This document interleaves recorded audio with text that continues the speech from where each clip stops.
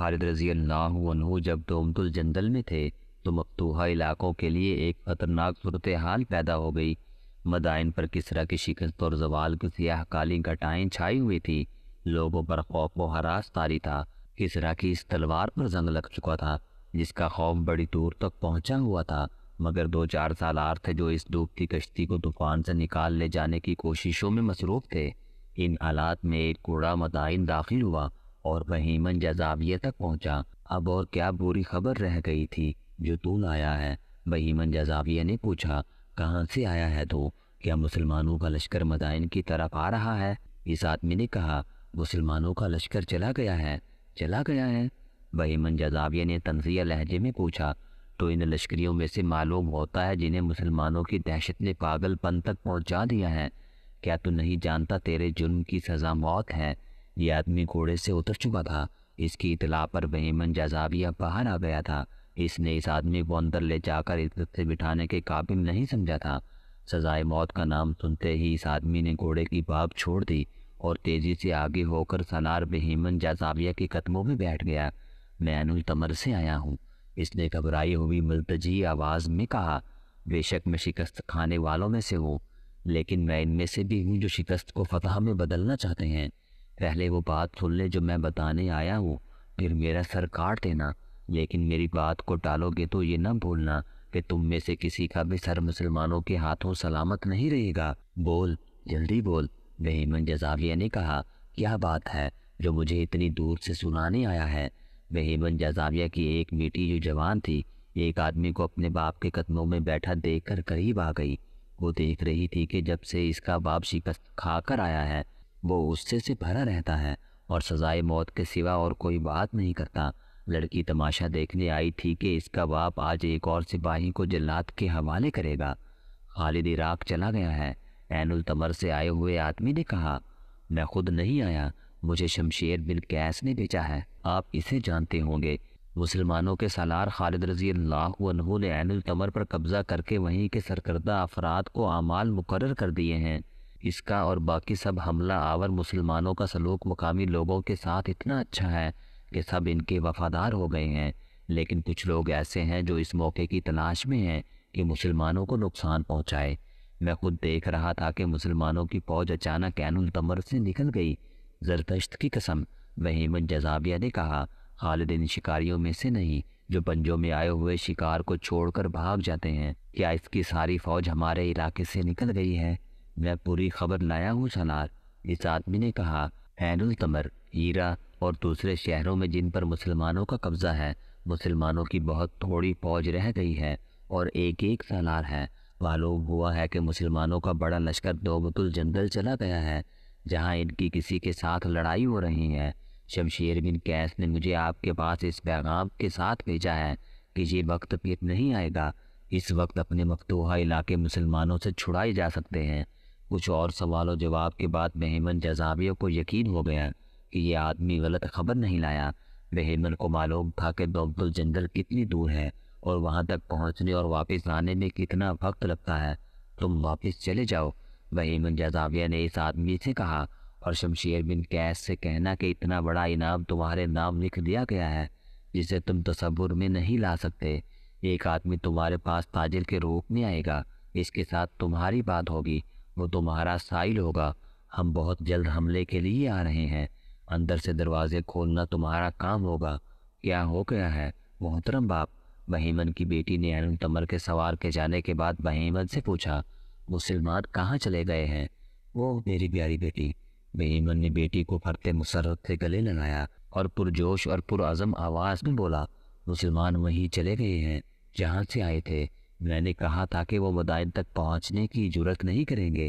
انہوں نے جو فتح حاصل کرنی تھی وہ کر چکے ہیں، اب ہماری باری ہے۔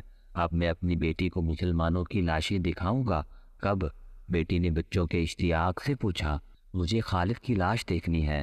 یہاں سب کہتے ہیں کہ وہ انسانوں کے روپ میں آیا ہوا جن ہے۔ بہیمن جزاویہ نے بڑی زور کا کہکہا لگایا۔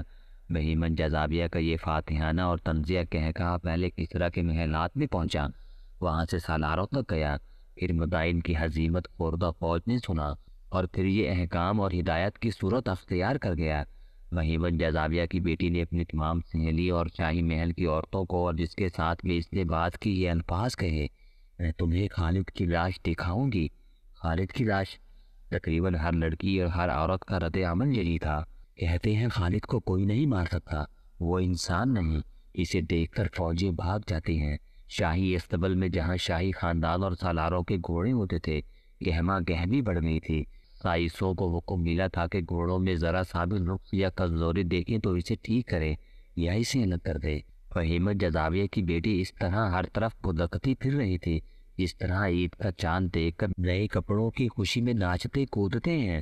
وہ استبل میں گئی، وہاں اس کے باپ کے گھوڑوں کے ساتھ اس کا اپنا گھوڑا بھی تھا جو باپ نے اسے تحفے کے طور پر دیا تھا۔ میرے گھوڑے کا بہت سارا خیال رکھنا، اس نے اپنے خاندان کے سائس سے کہا۔ ایک ڈیڑھ عمر سائس جو 3-4 مہینے پہلے اس استبل میں آیا تھا، دوڑا آیا اور لڑکی سے پوچھا کہ اپنی فوج کہیں جا رہی ہے یا مدینہ کے لشکر کے حملے کا خطرہ ہے؟ اب تم مدینہ والوں کی لاشیں دیکھو گے، لڑکی نے کہا۔ باقی گھوڑوں کے سائس بھی اس کے ارد گرد اکٹھے ہو گئے تھے، وہ بھی تازہ خبر سننا چاہتے تھے۔ لڑکی نے انہیں بتایا کہ خالد تھوڑی سی فوج پیچھے چھوڑ کر زیادہ تر فوج اپنے ساتھ لے گیا ہے اور وہ عراق سے دور نکل گیا ہے۔ یہ تمام تر علاقہ جو خالد نے فارس والوں سے چھینا تھا عراق تھا۔ لڑکی نے سائنسوں کو بتایا کہ اب اپنی فوج پہلے ہی عین التمر پر پھر دوسرے شہروں پر حملہ کر کے انہیں دوبارہ اپنے قبضے میں لے لے گی۔ اگر خالد واپس آیا بھی تو اسے اپنی شکست اور موت کے سوا کچھ نہیں ملے گا۔ کیا اسے زندہ پکڑا جائے گا؟ وہ ڈیڑھ عمر سائنس نے مسرور سے لہجے میں پوچھا۔ زندہ یا مردہ؟ مہیمن کی بیٹی نے کہا۔ اسے مدائن لایا جائے گا، اگر زندہ ہوا تم اس کا سر قلم ہوتا دیکھو گے۔ 3-4 روز گزرے تو ڈیڑھ عمر سائنس لاپتہ ہو گیا۔ اسے سب عیسائی عرب سمجھتے تھے، ہنسمکھ اور ملنسار آدمی تھا۔ صرف ایک سائنس نے اس کے متعلق بتایا تھا کہ وہ کہتا تھا کہ وہ اپنے قبیلے میں واپس جانا چاہتا ہے، جہاں وہ قبیلے کی فوج میں شامل ہو کر مسلمانوں کے خلاف لڑے گا۔ وہ اپنے خاندان کے ان مقتولین کا انتقام لینا چاہتا تھا جو 2 جنگوں میں مسلمانوں کے ہاتھوں مارے گئے تھے۔ اس وقت شاہی استبل میں اس سائنس کی غیر حاضری کے متعلق باتیں ہو رہی تھی۔ اس وقت وہ مدائن سے دور نکل گیا تھا۔ مدائن سے وہ شام کو نکلا تھا جب شہر کے دروازے ابھی کھلے تھے۔ اس کے پاس اپنا گھوڑا تھا، کسی کو بھی معلوم نہیں تھا کہ وہ عیسائی نہیں مسلمان تھا، اور وہ اسی علاقے کا رہنے والا تھا جس پر ایران کے آتش پرستوں کا قبضہ رہا تھا۔ وہ بسنہ بن حارثہ کا چھاپا مار جاسوس تھا۔ اس نے مدائن میں جا کر شاہی استبل کی نوکری حاصل کر لی تھی۔ مہیمن جزاویہ کی بیٹی سے اس نے عراق سے خالد رضی اللہ عنہ اور ان کے لشکر کی روانگی اور مدائن کے سالاروں کے عزائم کی تفصیل سنی تو وہ اسی شام مدائن سے نکل آیا، اور یہ اطلاع بہت قیمتی تھی۔ سورج نے غروب ہو کر جب اس کے اور مدائن کے شہر پناہ کے درمیان سیاہ پردہ ڈال دیا تو اس مسلمان جاسوس نے گھوڑے کو ایڑ لگا دی۔ اس کی منزل انبار تھی، جہاں تک وہ اڑ کر پہنچنے کی کوشش میں تھا۔ جہاں گھوڑا تھکتا محسوس ہوتا وہ اس کی رفتار کم کر دیتا۔ صرف ایک جگہ اس نے گھوڑے کو پانی پلایا۔ اگلے روز کا سورج افق سے اٹھ آیا تھا جب وہ انبار میں داخل ہوا، اور وہ تھوڑی دیر بعد سالار زبرقان بن بدر کے پاس بیٹھا ہوا تھا۔ وہ ہانپ رہا تھا۔ اس نے ہانپتے ہوئے سنایا کہ مدائن میں کیا ہو رہا ہے۔ میں اسی روز آ جاتا جس روز مجھے مہیمن کی بیٹی سے یہ خبر ملی تھی، اس نے سالار زبرقان سے کہا، لیکن میں وہاں 3 دن یہ دیکھنے کے لیے رکا رہا کہ دشمن کیا تیاریاں کر رہا ہے اور وہ سب سے پہلے کہاں حملہ کرے گا۔ اس جاسوس نے، جسے تاریخ نے ایک جاسوس لکھا ہے، مدینہ کی فوج کے سالار زبرقان بن بدر کو جو تفصیلی رپورٹ دی وہ تاریخ کا حصہ ہے اور تقریباً ہر مورخ نے بیان کی ہے۔ خالد رضی اللہ عنہ جب عین التمر سے ایاز بن غنم کی مدد کے لیے دومت الجندل کے لیے روانہ ہوئے تو عین التمر سے ایک عیسائی عرب نے متعین اطلاع بھیج دی کہ خالد رضی اللہ عنہ عراق سے چلے گئے ہیں۔ ان کی منزل دومت الجندل بتائی گئی۔ اس سے مدائن کے تجربہ کار سالار مہیمن جزاویہ نے یہ رائے قائم کی کہ مسلمان تخت و تاج اور لوٹ مار کرنے آئے تھے اور اپنے کچھ دستے برائے نام قبضہ برقرار رکھنے کے لیے پیچھے چھوڑ کر چلے گئے، اور یہ دستے ذرا سے دباؤ سے بھاگ اٹھیں گے۔ اس زمانے میں اکثر یوں ہوتا تھا کہ کوئی بادشاہ بہت بڑی فوج تیار کر کے طوفان کی مانند یک کے بعد دیگرے کئی ملکوں پر چڑھائی کرتا اور قتل عام اور لوٹ مار کرتا، اپنے پیچھے کھنڈر اور لاشوں کے انبار چھوڑ جاتا۔ وہ کسی بھی ملک پر مستقل طور پر قبضہ نہیں کرتا تھا۔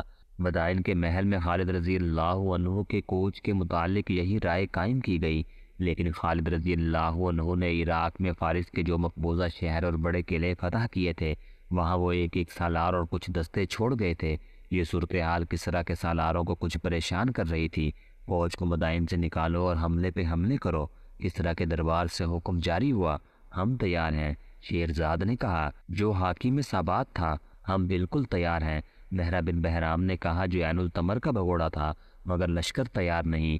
بہیمن جزاویہ نے کہا جو تجربہ کار سالار تھا، شکست تو اس نے بھی کھائی تھی لیکن اس نے کچھ تجربہ حاصل کیا تھا۔ کیا کہہ رہی ہو بہیمن؟ کسریٰ کے اس وقت کے جانشین نے کہا کہ ہم نے اس لشکر کو اس لیے پالا تھا کہ شکست کھا کر ہمارے پاس بھاگ آئے اور ہم ان سپاہیوں اور کمانداروں کو سانڈوں کی طرح پالتے رہیں۔ اگر ان سپاہیوں اور کمانداروں کو سزا دینی ہے تو آج ہی کوچ کا حکم دے دے۔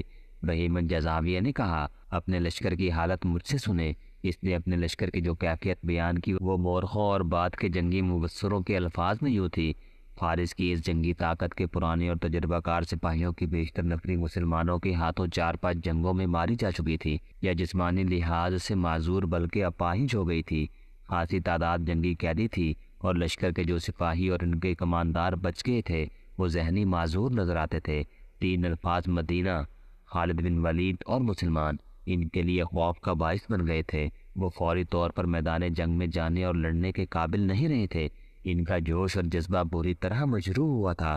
گھوڑوں کی بھی کمی واقع ہو گئی تھی۔ بہیمن جزاویہ نے دربار خاص میں بتایا کہ جو عیسائی قبیلے ان کے اتحادی بن کر لڑے تھے ان کی بھی یہی کیفیت ہے۔ مہرہ بن بہرام نے انہیں عین التمر میں جو دھوکہ دیا تھا اس کی وجہ سے وہ فارس والوں کے ساتھ ملنے سے انکار کر سکتے ہیں، پھر بھی انہیں ساتھ ملا لیا جائے گا۔ بہیمن جزاویہ نے کہا لیکن اپنے لشکر کے لیے ہزارہا جوان آدمیوں کی بھرتی ضروری ہے۔ ہمیں اپنے لشکر میں نیا خون شامل کرنا پڑے گا۔ ان نوجوانوں کو ہم بتائیں گے کہ مسلمانوں نے ان کی شہنشاہی کو، ان کی غیرت کو اور ان کے مذہب کو للکارا ہے۔ اگر انہوں نے مسلمانوں کو صفحہ ہستی سے مٹا نہ دیا تو ان پر زرتشت کا قہر نازل ہوگا۔ ان کی جوان اور کنواری بہنوں کو مسلمان اپنی لوڑیاں بنا لیں گے۔ اتنی زیادہ لشکر کی کیا ضرورت ہے؟ مہرہ بن بہرام نے کہا اطلاع تو یہ ملی ہے کہ ہر جگہ مسلمانوں کی نفری برائے نام ہے، ہر شہر اور ہر قلعے میں ہمارے جو آدمی موجود ہیں۔ شیرزاد نے کہا اس وقت وہ مسلمانوں کی ملازمت میں ہیں لیکن انہیں جب پتہ چلے گا کہ فارس کی فوج نے شہر کا محاصرہ کیا ہے تو وہ اندر سے قلعے کے دروازے کھول دیں گے۔ بہیمن جزاویہ نے شیرزاد کی بات پوری کرتے ہوئے کہا تم جھوٹی امیدوں کے سہارے لڑائی لڑنا چاہتے ہو۔ مجھے اطلاعیں ملتی رہتی ہیں مسلمان اپنے مفتوح اور محکوم لوگوں کے ساتھ اتنا اچھا سلوک کرتے ہیں کہ ان کے ساتھ کوئی آدمی بے وفائی نہیں کرتا۔ اگر فاتحہ اپنے مفتوح کی جوان اور حسین بیٹیوں کی طرف آنکھ اٹھا کر بھی نہ دیکھے اور اس کی عزت اور اموال کو تحفظ دے تو مفتوح ایسے فاتحہ کے ساتھ کبھی بے وفائی نہیں کرے گا۔ نہ صحیح، شاہی خاندان کے کسی فرد نے کہا اتنے زیادہ لشکر کی پھر بھی ضرورت نہیں، یہ ان سالاروں سے پوچھے جو مسلمانوں سے شکست کھا کر آئے ہیں۔ بہیمن جزاویہ نے کہا میں تو کہتا ہوں کہ مسلمان جتنے تھوڑے ہوتے ہیں اتنے ہی زیادہ طاقتور ہوتے ہیں۔ میں کوئی خطرہ مول نہیں لینا چاہتا۔ یہ بھی خیال رکھے کہ مسلمان قلعہ بند ہو گئے، انہیں زیر کرنے کے لیے ہمارے پاس تذکرہ نفری ہونی چاہیے۔ میں اپنی جوابی کارروائی کو فیصلہ کن بنانا چاہتا ہوں۔ یہ خیال بھی رکھو کہ ہم ایک دن میں مقبوضہ شہر مسلمانوں سے واپس نہیں لے سکتے۔ مسلمان جہاں مقابلے میں جم گئے وہاں ہمیں مہینوں تک باندھ لیں گے۔ اس عرصے میں خالد اپنے لشکر کے ساتھ واپس آ سکتا ہے۔ اس کے واپس آ جانے سے صورتحال بالکل ہی بدل جائے گی۔ اگر ہمارے لشکر کی نفری کم ہوئی تو اس جنگ کا پاسا پلٹ سکتا ہے۔ ہم لشکر تیار کر کے اسے کئی حصوں میں تقسیم کریں گے اور ایک ہی وقت ہر جگہ حملہ کریں گے۔